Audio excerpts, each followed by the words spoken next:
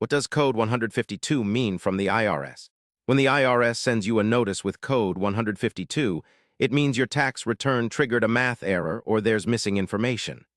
This code is a way for the IRS to flag that something doesn't add up. It's not a penalty or audit, just a red flag they want you to fix.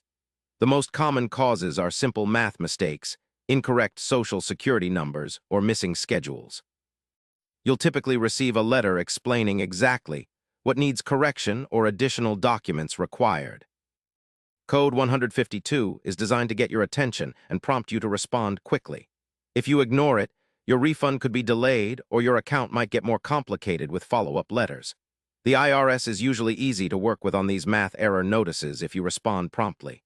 Fixing the issue often just means filing an amended return or sending in the missing documents they request. Acting fast keeps your tax matters smooth and stress-free. To fix Code 152, start by reading the IRS letter carefully. They will outline the exact problem, whether it's a calculation error or missing forms. Gather your original tax return, check the math, and confirm all information is accurate and complete.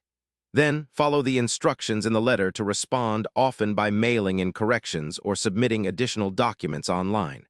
Keep copies of everything you send.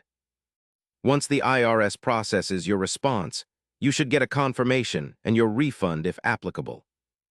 If you don't respond to Code 152 notice, the IRS may adjust your return based on the information they have, which might not be in your favor.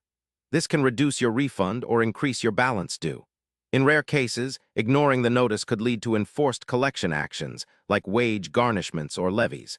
That's why it's important to address IRS notices as soon as you get them, so you stay in control of your tax situation.